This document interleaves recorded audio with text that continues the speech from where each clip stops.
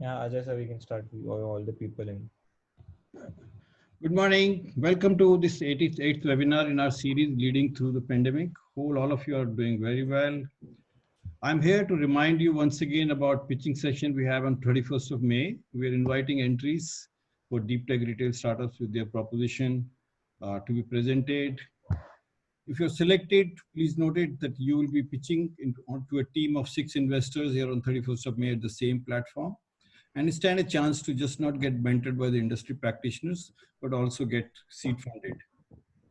Last date for these entries are 26th of May, and please visit our website 100watt.tech or our LinkedIn page at this place, and you will see where on the chat box we will put the link right now to apply.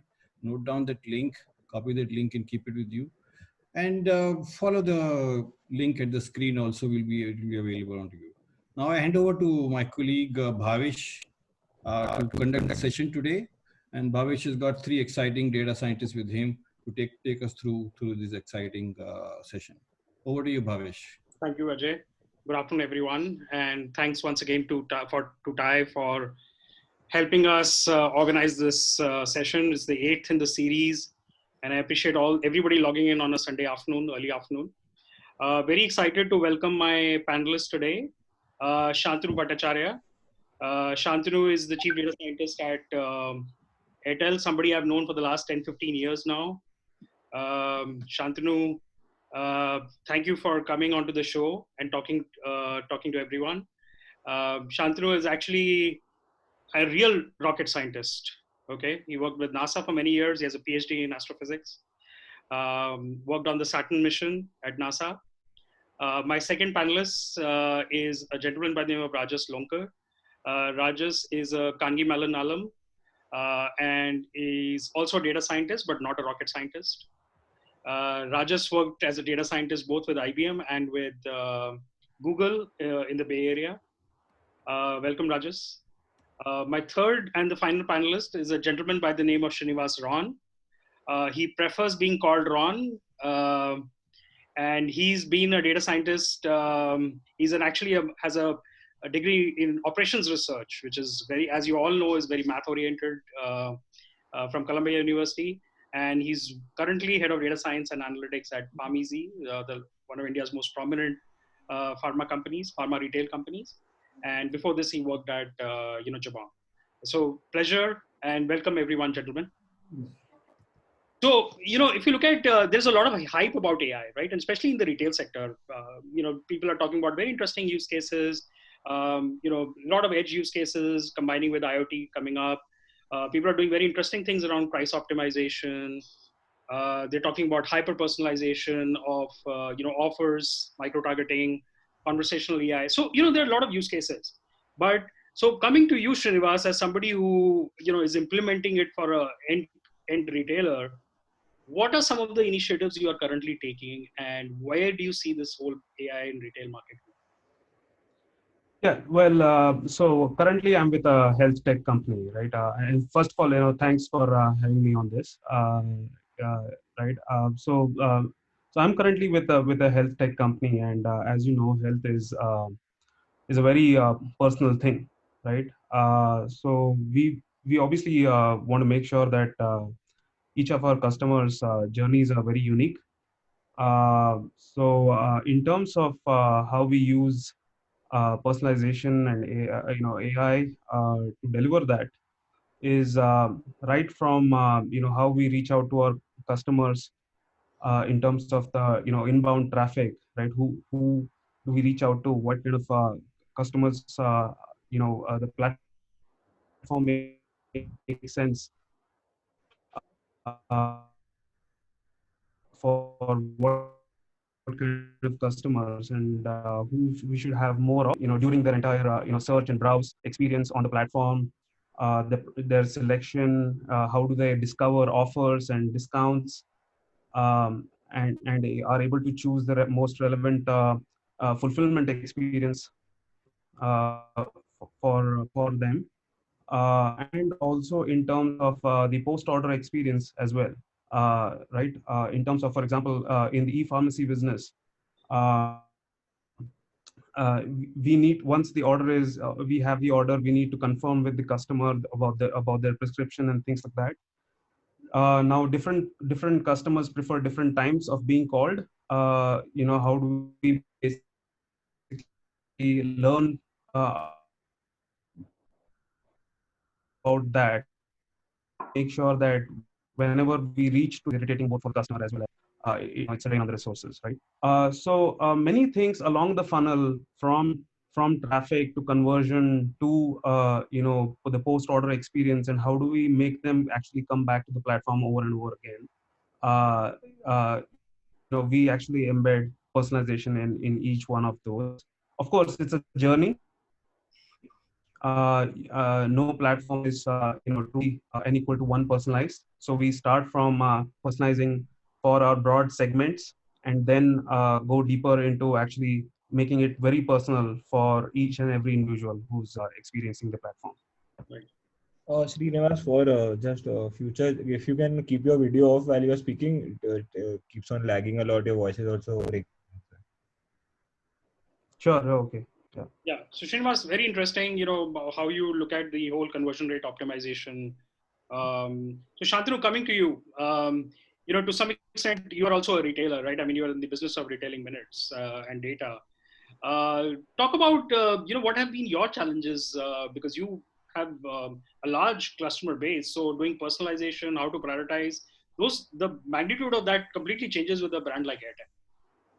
Absolutely. So Bhavish, I was just wondering, thank you for inviting me. And I was just wondering why I'm here until I realized that I'm one of country's biggest retailers.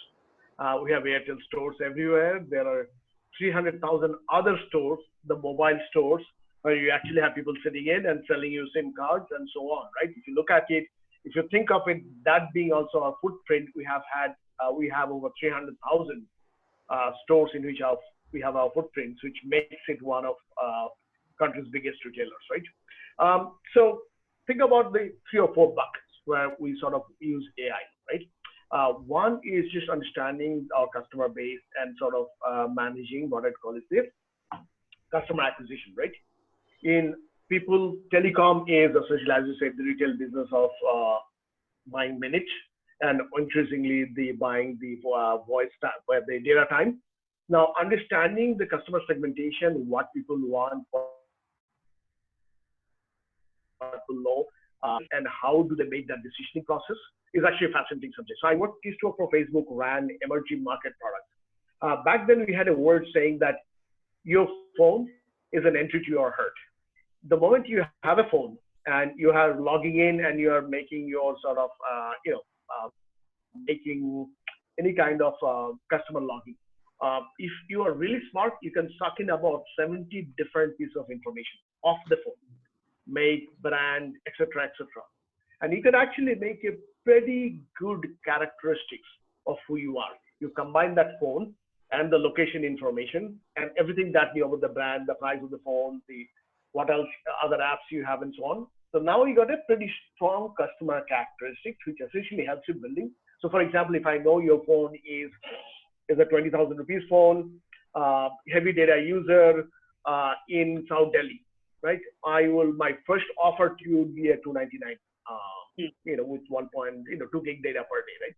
As opposed to if your phone is a low-end Android for 5,000 entry-level Android in rural areas near Gaya or Bihar, or Patna in Bihar, then I'll offer you a very different kind of products to begin with, right? So take that, right? The second bucket of it is essentially figuring out all about yourself. Because of our scale, which is 300 million plus customers, we collect, and you have to sort of really drop your jaw at this point, we collect 100 billion customer records per day. 300 to 400 billion other network records, which sort of tells you what kind of experience you're having. So about 500 billion records per day, and we can pretty much figure out as much as I want to. A lot of times we are limited by compute, then are limited by ability to collect the data. At any given day, on average, a smartphone is collecting in the smartphone ecosystem, not including the Facebook and the Googles, it's collecting about 1,200 data points from you, right? So you can do a lot of understanding of what sort of engages you, what makes you happy, what makes you unhappy, and sort of prevent the churn. But or sort of do the upsell and cross-sell. Third bucket is where the most interesting part comes. We get about or post-COVID days, we still get about 1.4 million calls per day to our call center. Now, this is, so we went through actually a bunch of failures to understand the customer. So we initially built a chatbot which didn't get more than 100,000, never got 100,000 in a peak. They would get about 30,000-40,000 conversations. And our initial hypothesis was that once you build a chatbot, everyone would sort of move there. The reason no one moved there is because people like you and I who know what a chatbot and can converse on a chatbot will do self-service anyway, right? But the guy who is sitting in a pancha shop near Muzaffarpur and bought a 35 rupees recharge and has a 28 rupees 25 paisa talk time is the guy who will call the call center saying that भैया मैंने 35 रुपया का recharge किया लेकिन 28 रुपया का talk time. He'll wait for 45 minutes. The call center guy is incentivized because the 8 rupees is GST and the dealer commission and all. The call center guy gets paid by the fact that you're not going to give him anything else, right? That's 28 rupees. He spent 30 minutes going through that conversation. In that process, he has spent 180 rupees of company's money to prevent 8 rupees of giving 8 rupees to the customer, right? So building what I call the India class conversational AI engine is one of our highest priorities. And it's probably one of the most fascinating tasks I have ever undertaken in my entire life, 25 years in the science. Tons of challenges. In India, you have, even in the US, you're calling customer support. You're calling from an air-conditioned room. Even if you're standing on the road and calling, unless it's New York City, it's quiet. Here, if you are in a pancha shop in Muzaffarpur, there are cars passing by you. There's an auto honking. There's a guy who is conversing, standing next to you with someone else. There's a child crying. There's a goat bleating, and there's huge amount of ambient noise. The noise essentially overcrowds the signal at sometimes. Right? Second thing is our language. We all speak. I'm a Bengali. In my Bengali conversation, I'll speak Bengali, English, and Hindi interchangeably. Like English and so on is rather common. That's sort of the language mix mode. Third one is even more interesting, which is the accent. The Bengali trying to speak in Hindi, a Gujarati speaking in Hindi, and the Tamil speaking in Hindi, and Haryanvi speaking in Hindi, like 4 dialects, right? You could build one engine that would not work. So these are some really fascinating sort of data science challenges we are working as a retailer, of course, as a very different kind of retailer that we are undertaking. And the last bit is that in the post-COVID world, all our hypotheses, the way the business was built, has taken not a 360-degree turn, but almost a 180-degree turn. We are revamping a bunch of our what I call as the digitization efforts we had taken. We're essentially scrapping it midway through and rethinking the business. So, for example, one challenge that all retailers have in a social distancing world where you have to stand 6 feet apart, how do you conduct business that's experience based? So if you're a retailer, if you're Neiman Marcus, which unfortunately has filed for bankruptcy day 3 years today, where the person, if you're buying $1,000 suit or a $2,000 Bruno Mogli shoe in Bruno Mogli store, how does the salesperson stand 6 feet apart from you and give you any wearing a mask, and the whole experiential aspect is gone. Yeah. So some of the post-COVID challenges are turning out to be even bigger challenges that you have encountered because all the hypotheses that our previous challenges are built on or previous solutions are built on are thrown out of the door today. Yeah, so Shantanu, very interesting. I'm going to hold you to that, some of those thoughts, and come back to you when we discuss the India-specific challenges. So Rajas, you worked in data science in the US, right? I mean, and you and I have talked about it many times. When you came to India and you started building a product for the retailers on the very math-intensive optimization problems you were solving, what has been your experience with the Indian retailers? What do you think they're doing well? Are there things where they're ahead of the US retailers? Are there practices where they're behind some of the US retailers? Any comments, thoughts based on your experiences? Yeah. So first of all, thank you for inviting me to be a part of this panel. So my experience has been generally on the positive side.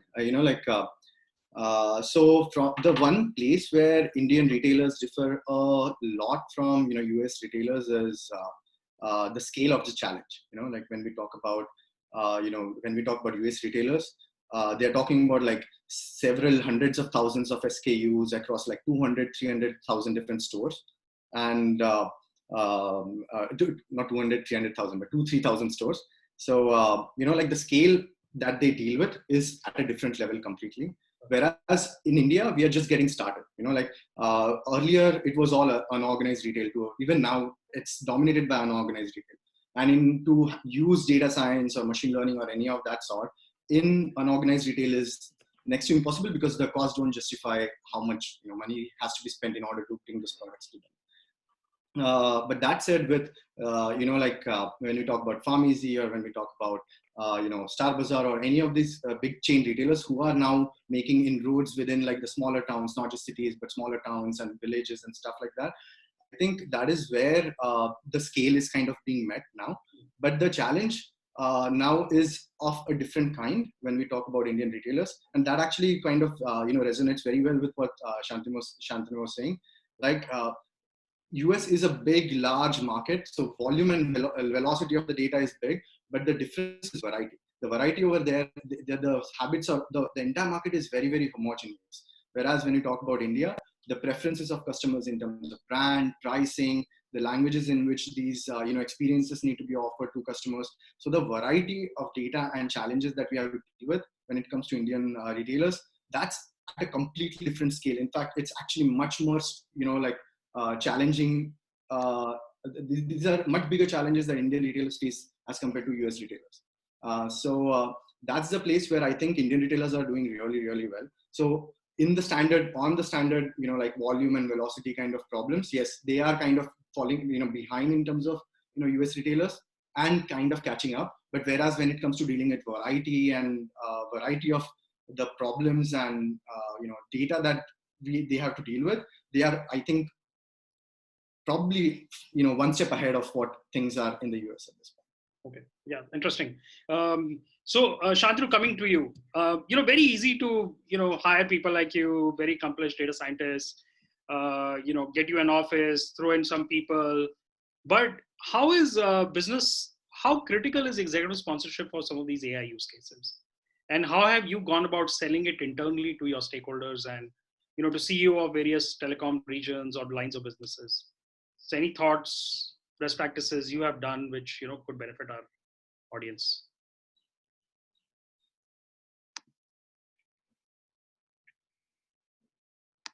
Shantanu?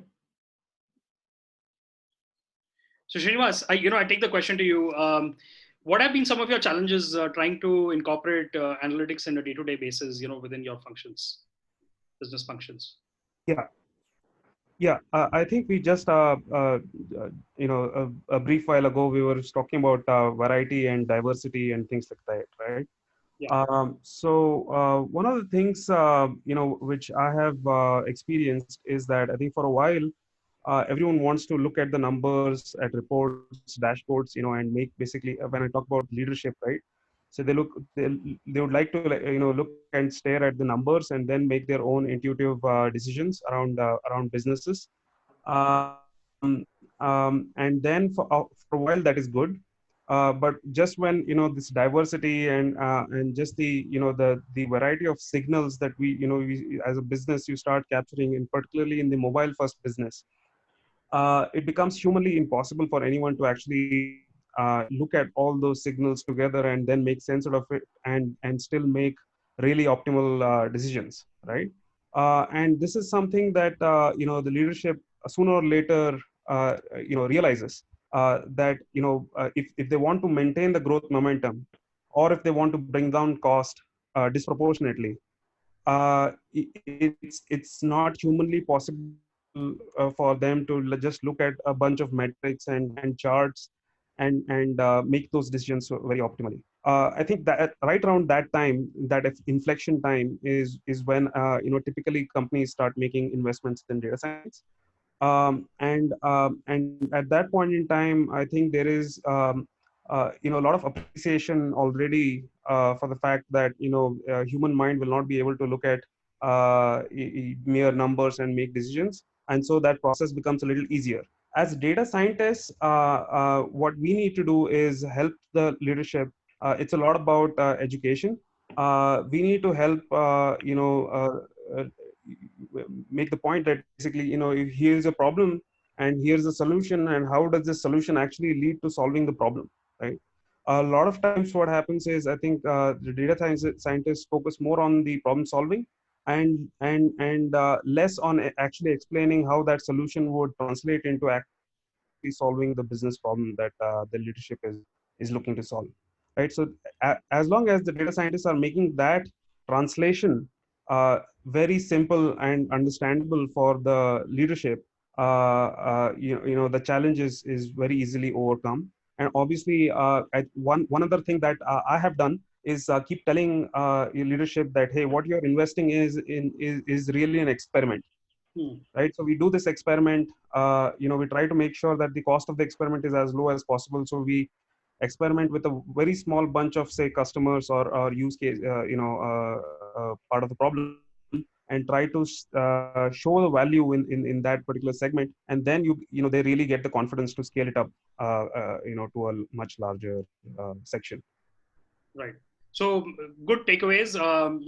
Dashboarding and scorecards are still probably relevant, even with newer analytical techniques like in AI. And experimenting is and doing small pilots is a very welcome step. So Shantanu, coming back to you, what has been some of the best practices you have implemented with your business users? In terms of implementing the data science practices. Yeah. So a couple of things, right? So so the data science at Airtel is actually pretty nascent. I've been here just about 2 years. It takes in any organization that has not had a large scale data science presence, takes about a good 6 months to understand, sort of, go and talk to the stakeholders, understand what they do today versus how the future looks like, sort of get the buy-in.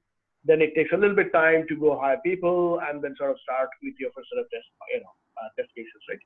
So 3 or 4 sort of, the way to do that is when you start in any organization, you start at 2 ends. You don't take the middle path. The first end is essentially simpler problems that have immediate impact. So for example, when I worked at another company after coming back to India was delivery, right? The first thing we looked at was one of the simple problems, which is cash lost from the CFO's office, right? Which is because there are a lot of CODs, a lot of cash sort of gets lost after the person delivers. Not a very complex rocket science data science. It was essentially finding out a combination of people who had the money is getting lost. But the impact of that was very immediate. You could implement the solution immediately and sort of see a cash flow impact, right? So we looked at both the spectrums. One is look at your standard businesses of figuring out how to look at the churn, and then the most complex part of how to sort of build and expand your network, right? So in both of the spectrum, we have been successful. So some of the things that I'll talk about is actually very fascinating. Let's look at the network rollout. If you recall, in the past, I would say year or so, about a year back, everyone was complaining about the network situation, right? And it didn't matter whether it was Airtel, Voda, or Jio, or anyone else. And since then, things have improved, I would say, significantly. And the fact that country went from, on our network, from 65 petabytes of consumption a day to about 100 petabytes a day in a matter of 5 weeks, and things didn't blow up, is actually a testimony of the fact that we just, I mean, if you look at this one service that stood up in the country was the telco service, right? And that is a testimony of the fact that the network rollout that had happened in the past year or so was actually done in the right place at the right time, at the right capacity, right? So the way it used to be done, and let's just go a little bit detail on this. What would happen? So for example, Eastern UP, a rural area, right? Typically the way it happened, the TSM, the territory sales manager or zonal sales manager will come and say, look, this area, these are the sort of villages that are not covered by our tower. If you go and make a tower, we'll make money, right? And all of that will be consolidated in a manual process. It will sort of get the flow on the top. There'll be some, given, back and forth discussion, and we will allocate, whatever the capital is needed. By the way, in terms of the amount of capital we used to deploy, I cannot give you the exact number. This is pre-2017. Our capex was as big as India Army's capex every year, right? It's that big. The network equipment in this country is a massive spend, right? It's gone down quite a bit because of the pricing changes and all. But so it was a largely manual process with some intuition, some data, census data, etc., etc. Challenge in rural India is that the quality of data is extremely poor, right? I mean, you have some states like Karnataka has actually made decent progress in capturing rural data. Most states, most states have not. So we started looking at a proxy of things like electoral data, how many people vote, how many people live there, all of that. Problem is that even that's a wrong data. So if you think of Eastern UP, your census will tell you 6,000 people live in that village. Your voter list will tell you 4,000 people voted, which sort of will be matched with each other because about 70% of the population is usually on the voter list. The very young are not, and so on, right? Problem is that during the non-election time, most of the part of Eastern UP, the male are actually working in Bangalore, Delhi, and other places. They have the 4G handsets that's latching onto a tower in Bangalore, and the older people and women who are left behind, they usually have a 20 rupees recharge, a candy bar, Nokia CX5 phone, and they are not making calls, right? So on the basis of data that you have, you make a projection. Your projection is, correct, and it's absolutely wrong, right? So how do you figure out these dynamics, which I call as the India class problem, right? So we actually looked at a couple of fascinating stuff. We looked at, for example, Google satellite data. So if the village has a canal going next to it, it's probably likely a prosperous. If the canal has water, it's likely to be more prosperous. And then we found out through deep learning, if the proportion of rectangular buildings are higher in an area, they tend to be more prosperous. It took us a long while to figure out, but then it turned out the reason, because it's deep learning, sometimes the feedback you get, you don't understand. Turned out the signs of prosperity in rural areas, the schools, colleges, markets, warehouses are all longish buildings.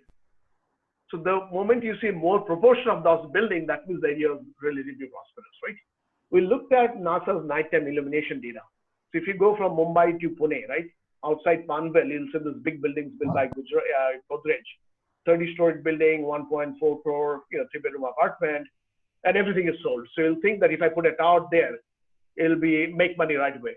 You look at the nighttime illumination data, and that building is a ghostly building, right?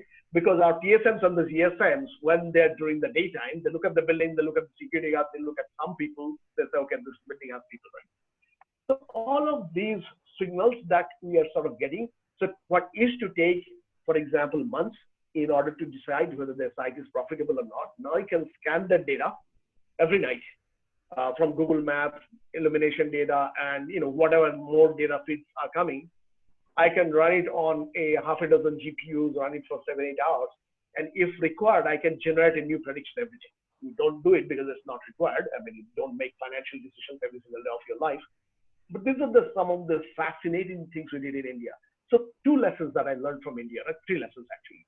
If you want to build anything, what I call as the India class data science, you need to remember 3 things, right?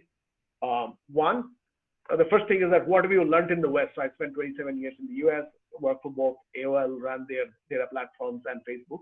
Whatever you learned in the West, that solution is highly likely to be wrong. In fact, if it comes to you intuitively after living in the West for 25 years, discard that it's almost going to be surely wrong, right? So don't start that. So that's lesson 1. The lesson 2 is the India class data problems.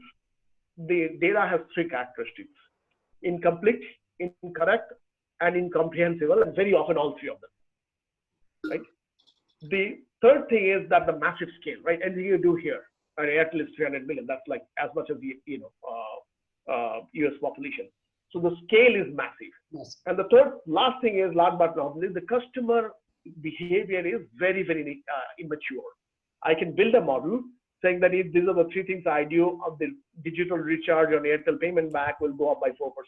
It starts going up until a rival gives you a 10 rupees cashback on a 50 rupees recharge, and there goes my entire data science model, right? And in India, you can invalidate every single data science model by giving a 10 rupee cashback or 50 rupee cashback, right? So these are some of the fascinating lessons I've learned sitting in the country in the past, 2-3 years. Yeah, very India is a different zoo altogether. Yeah. Yeah, very interesting. So, Rajesh, what has been your learnings? You've been working, you've worked on both the sides of the continent like Shantanu. What are some of the data quality issues or challenges you are seeing, maybe with respect to adoption also?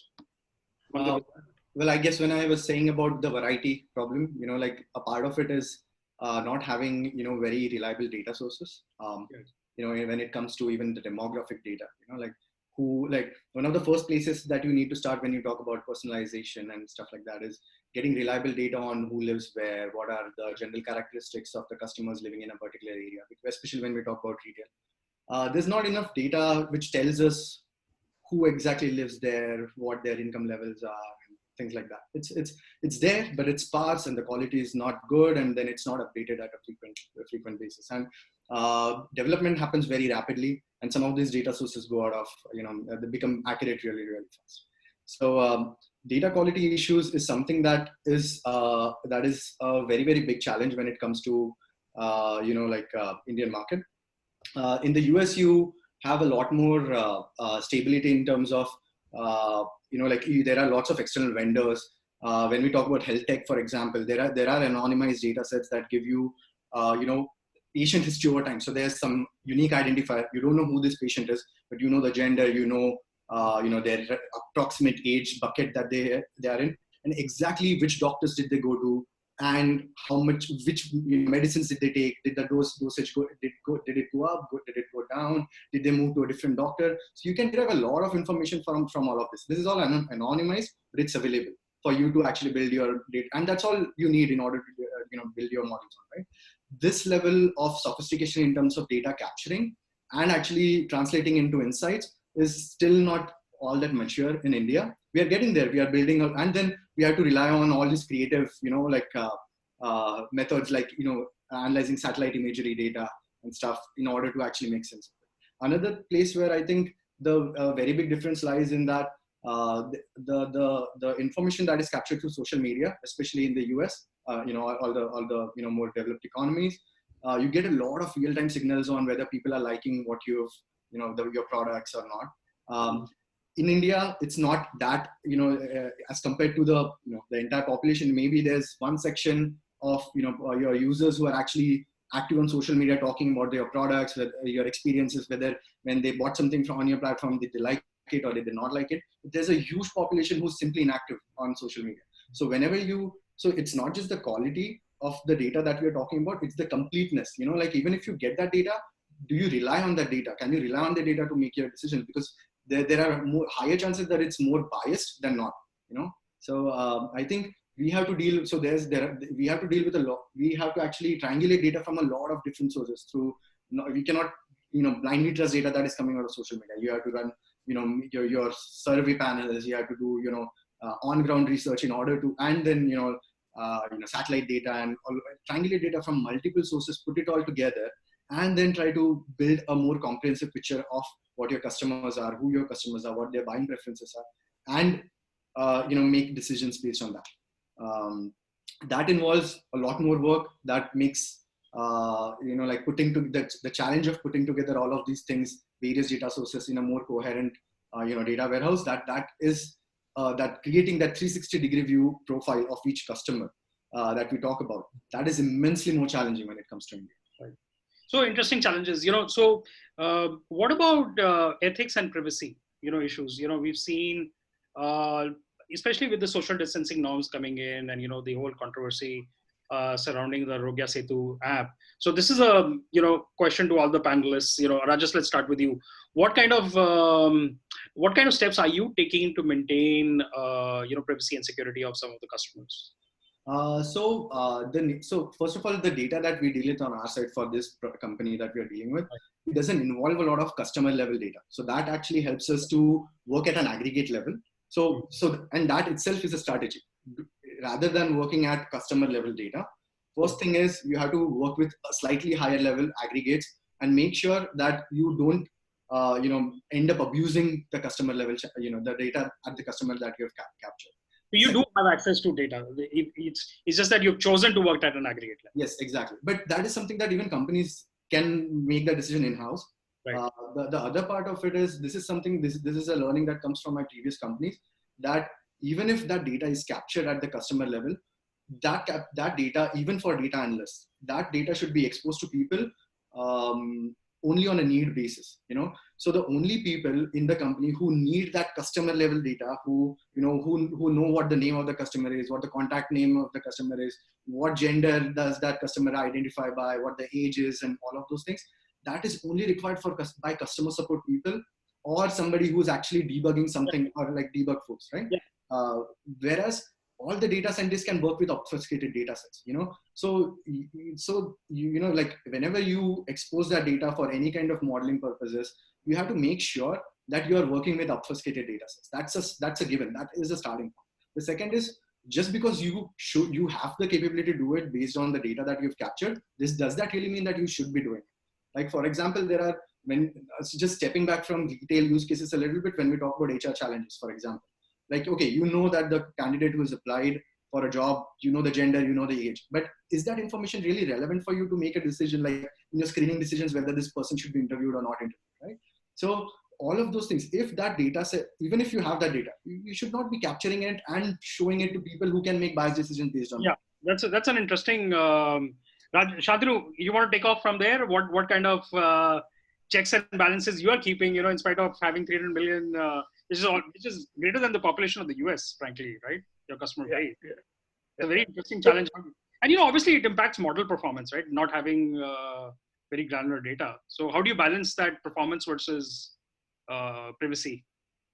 Cool. So what I'll talk about is that, let's talk about a couple of aspects of it. And you hit on a subject that's essentially my area of research also. So a couple of ways you can do that, right? So one, remember, we are a highly, highly regulated industry.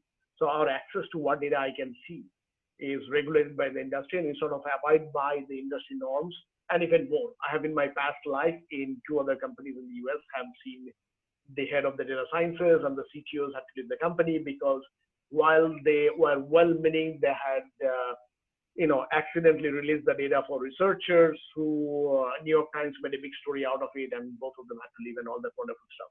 So we essentially follow the privacy norms that are set by the government to its not to its letters, also to its spirit. Having said that, I'll tell you what's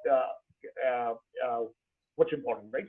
Most of the data science problem that exists in the country today can be done on aggregated, can be solved using aggregated data. You really don't need to, the delta between where there's no model versus there's a hyper-personalized model, that gap is largely covered by your sort of anonymized aggregated data. You really don't need to get to the top of the top, right? We haven't come anywhere near the US level of perfection there yet. And even if you build something like that, as I said earlier today, right, the cashback can invalidate all your models. So you're sort of, even in your application, if you think of data science, right, there are 3 aspects that people don't realize. So one is your model. Second, your ability to execute on that model. So for example, think of international roaming, right? I can today build a model where I'll say Bhavish will travel next month to Europe with a 79% chance, right? If you're now going to send out an SMS that said traveling abroad, get 3999, that whole model, utility of that is 0 because you're still sending out a very broad model to everyone in your database, right? And then the third one is the offer, right? Which is, what is the offer? The customer is always looking for offers. Unless you get all 3 funnels right? The data science models are often not sort of, data science models by them being perfect and individually tuned doesn't make sense, right? So that's first. Second thing, whenever there is a technology challenge, one of the funny things that always happens is the technology itself goes and says, that's a challenge, let's go find a solution. So a couple of technologies that have come out of MIT in the past few years, MIT and Google largely, federated learning combined with homomorphic encryption will take care of a lot of the challenges you talk about. So for example, think of a recommendation engine on your phone. You're watching a movie and it's a restaurant recommendation engine, and you are trying to figure out what kind of restaurants you want to go to. Previously, what would happen? You would suck in all the data from all users and try to build a grand model. Today, the phone that I have, it's a Galaxy S9 Plus, which is 2 years old phone, has an AI chip. It can run TensorFlow inside. So I can take a grand model that runs in the center. I can federate a tiny part of that model. It runs locally on my computer, gives me the recommendations. all it passes instead of data are the model parameters and weights, right? And using a technological homomorphic encryption, which doesn't say that the model parameter and the weights are from Ravish or Shantanu. It says user one, user two. It cannot be backtracked. And the recommendations that it gives is actually much more hyper-tuned to Ravish or Shantanu, right? So essentially what you're doing, instead of putting the models in the center and sucking all the data, you're doing the compute on the edge and just taking parts of the information that's needed, inferencing that's needed for improving your model. In fact, one of the things that everyone can play today, take your phone, if it is something that has a Google keyboard is federated. Type the word I am, right? And then keep hitting the center recommendation, right? It gives you 3 recommendations, keep hitting it. And if you have been using the keyboard for a while, it will actually give you a very good view of what your life is. If I do it today, it actually says, last time I did it, is I'm going to flight today to Bangalore and going to call Professor Ramesh Raskar of MIT tonight. So when I was doing it, Ramesh was the speaker. Ramesh said, Shantanu, your life is induced to taking flights to Bangalore and calling me at night at MIT. It is hideously accurate of what our life is, and that's because it's highly federated. You don't tell that to you. So some of the technologies that you're seeing today are changing everything. In 3 years from now, a lot of the discussions that you're having today around privacy won't exist. A new set of problems will definitely exist, but the current set of problems will go away because the technology is already being developed and rapidly progressing. Yeah. So I think this whole federated machine learning is a very interesting thing. But so coming back to you and Rajas again, Rajas, do you think data scientists will, AutoML will eventually replace data scientists? Although I know there is a lot of hype, but those people don't realize that a lot of the use cases they talk about are actually not really practical in a production kind of a scenario. Do you see all 3 of you, your jobs getting redundant because of AutoML? I think the level will the level at which we operate will change. AutoML will take care of certain things. It is like it was saying. It's about the nature of the job will change. The data scientists will not go away for sure. But the job of data scientists will be reduced from actually analyzing data, writing queries, and building models. It will be the job of them will be actually more of storytellers, trying to make sense of it. Gathering insights from different, from what AutoML is producing, and tie it into a more coherent business narrative, so that people can actually make sense of it. And so the creative thinking part, the strategizing around what insights you get is what. So those higher cognitive functions is what will take more of our time. And of course, when we talk about storytelling and everything, that's about like socializing the data, making sure and all of this, so social and higher cognitive, functions will take a larger portion of our time with the advent of AI and machine. So Rajesh, those are great points, right? And if you look at some of the recent advances in explainable AI, natural language processing, language generation, a lot of those tools now can actually, do auto-suggest visualization. They can do, you don't need an ETL. So a lot of those things are becoming very sophisticated, right? So Shantanu, coming to you, I'll come back to you in a minute, but Srinivas, I want to ask you, what has been some of the challenges or capabilities your business guys are asking you? Are they asking for these kind of explainable AI kind of, capabilities? How are they consuming some of the analytics which your team is generating? Yeah, I mean, that's an interesting question, right?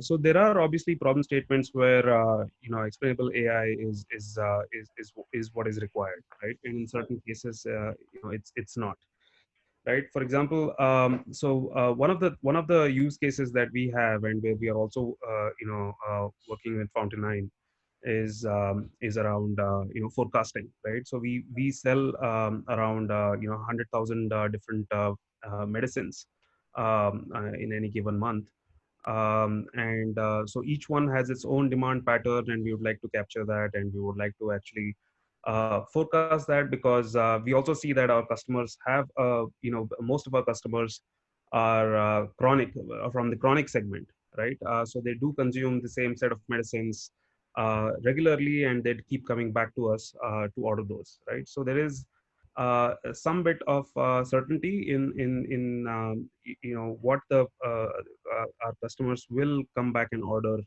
subsequently.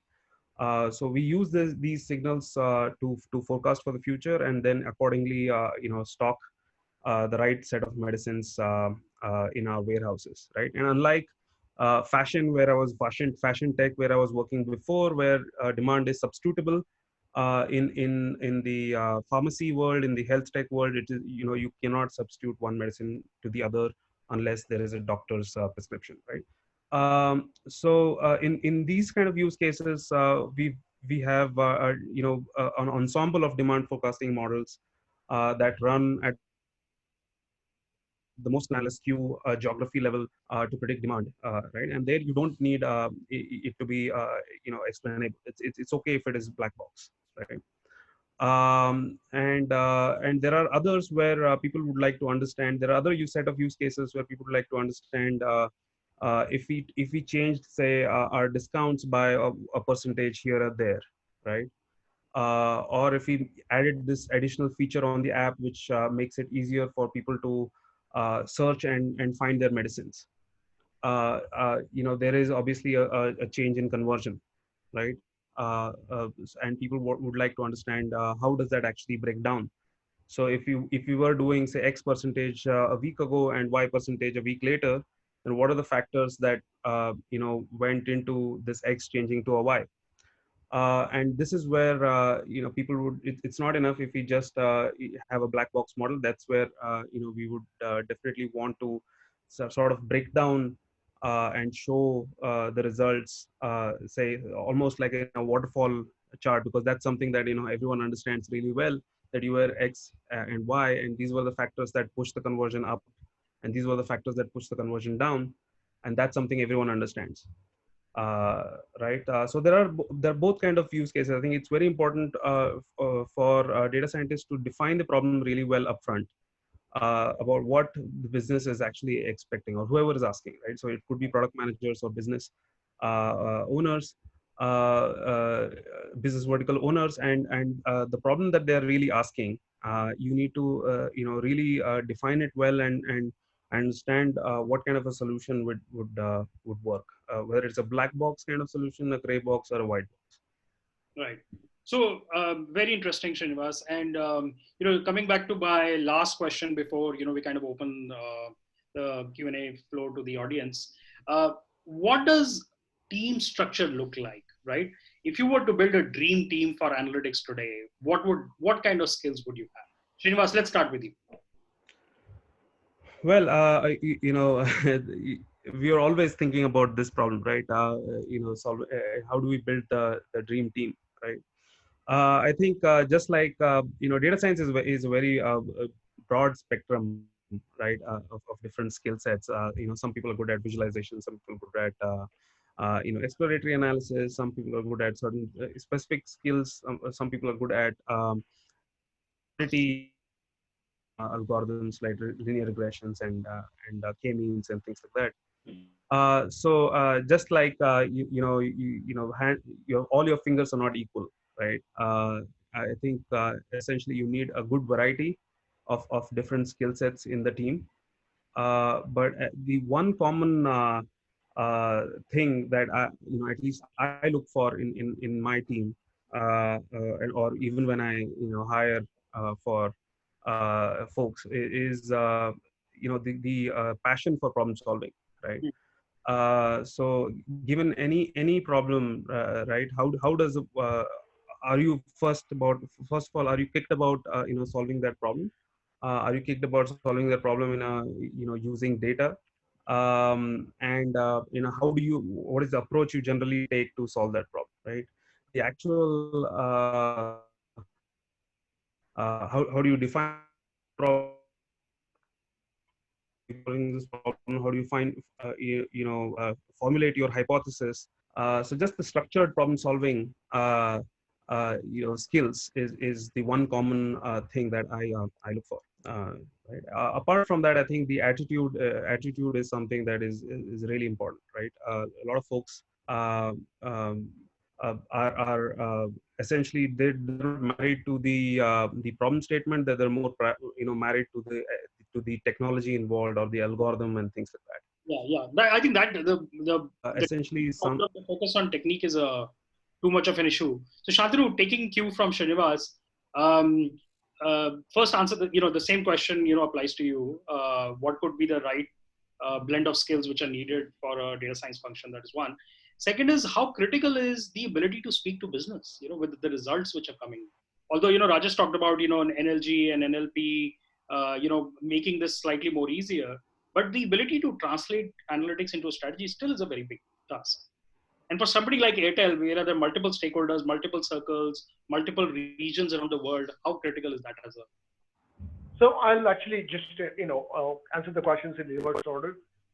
Ron actually answered it very, very well, which is, look, your current state of knowledge is good, but that's not sufficient condition to be successful in data sciences, because what in our field, things are changing so fast. Unless you're continuously learning and very curious about how problems can be solved in a different manner, you won't succeed, right? So I look for three things. What problem are you going to solve? Do you really understand what the problem is, and not how business defines it, but going down to the level of where the rubber meets the road. After that, 95% of the people can answer the what question, and only about 5 or 10% can answer the next one, right? How and why do you solve it, right? Some problems, you should not have an attitude where you're essentially have a hammer and looking for a nail everywhere. If the problem can be solved with a pivot table, let the pivot table be the answer, and don't call it a data science, right? A lot of times, people will force fit a quote unquote data science.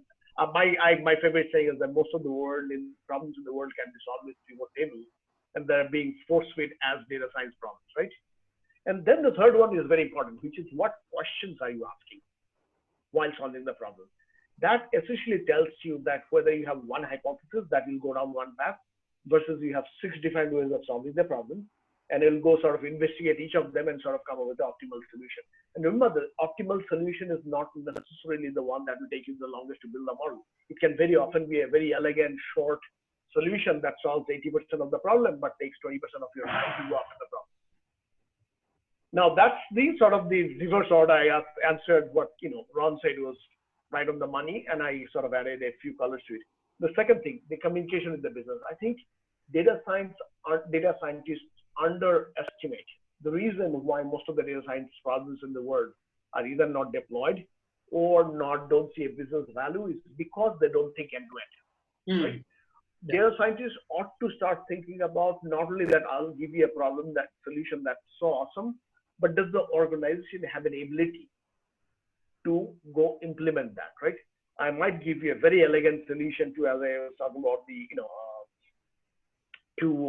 our international roaming, targeting the international roaming passengers, which used to be a highly profitable business. But unless you're thinking about how those people would be reached, right? What are the levels of communication, when to target them, and the other aspects that our friends in marketing sort of think through. Right. So unless that shifts, and unless it's done in conjunction with both sides, right? It's not going to happen. The same network problem I talked about, right? Unless you go to a circle CEO. So when we are solving that network, right?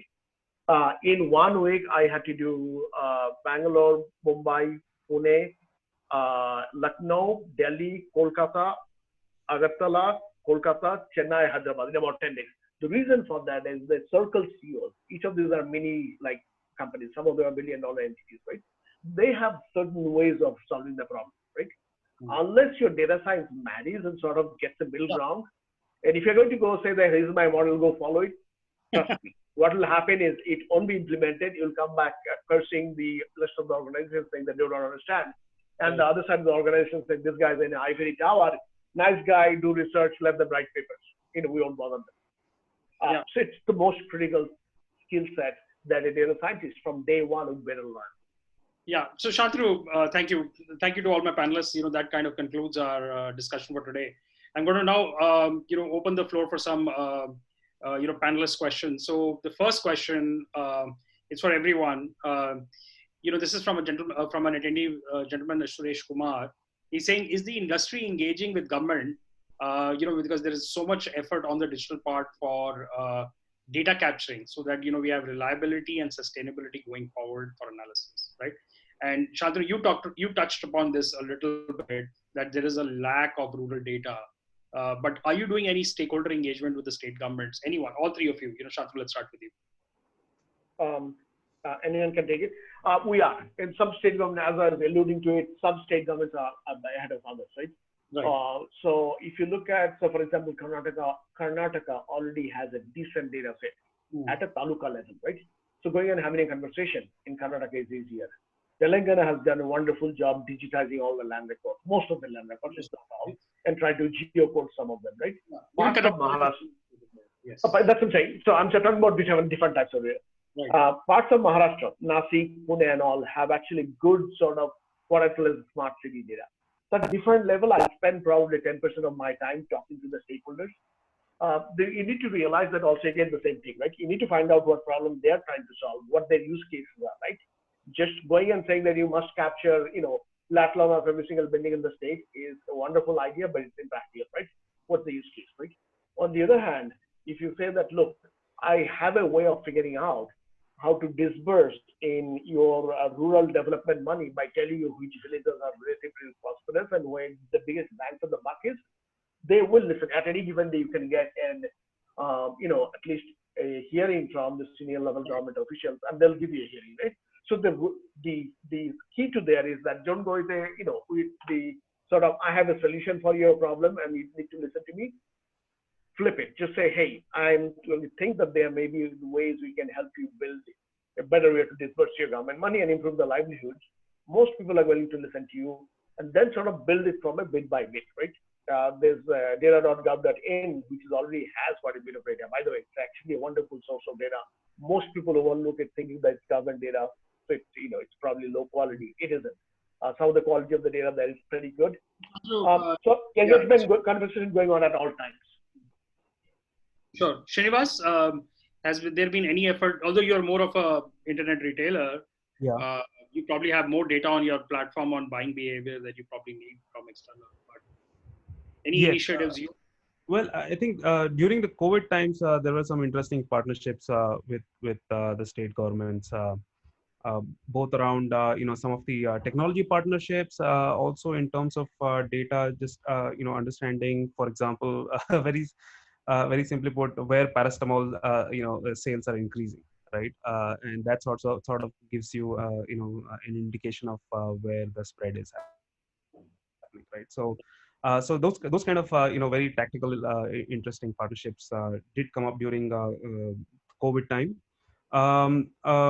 We are also helping the not just the government but the entire ecosystem build the right master data set, right? If you look at it, there is no one master data set of all approved drugs in the country. Actually, very surprising. There's no drug index. Yes, there's no drug index. There's no drug index. And that is something that we are painstakingly, actually, as we work with different stakeholders in the entire ecosystem, we are building that, and then that could be offered to any government agency as well as other stakeholders in the entire ecosystem who would want to leverage that. Because without that, actually, there is no way to communicate between any two entities, because it's sort of the language is missing, right? How do you tell somebody that you need a drug X when there is no unique identifier for the drug? Yeah. It's a big problem. With some of our healthcare startups, we have seen that as a problem. So Rajesh, we just have time for one last question. Again, I'm going to throw it to the entire panel, but starting with Rajesh. We have a very interesting question from Rob Khan. There are so many APIs available which provide high quality training and validated data, right? Do you guys rely on any of those? Any advantages, disadvantages of that approach?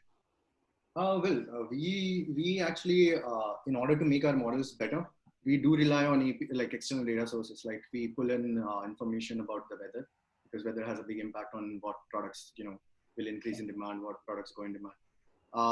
Then we rely on plan to integrate events data. For example, right now maybe not so much, but it has taken a backseat. But for example, when IPL or some other events or other conferences happen, certain demand for certain services and products in certain areas go up or down. So we do rely on that.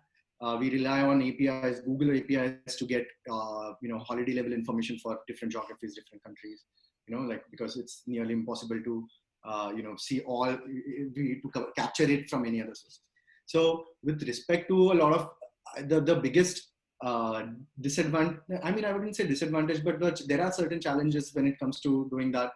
First of all, like how do you rely on the data that is coming in? The reliability of the data is always under question, but that depends on which vendors do you end up working with. The other part is sometimes the data is not reliable. Like for example, weather data, it's just because the measurement itself is unreliable.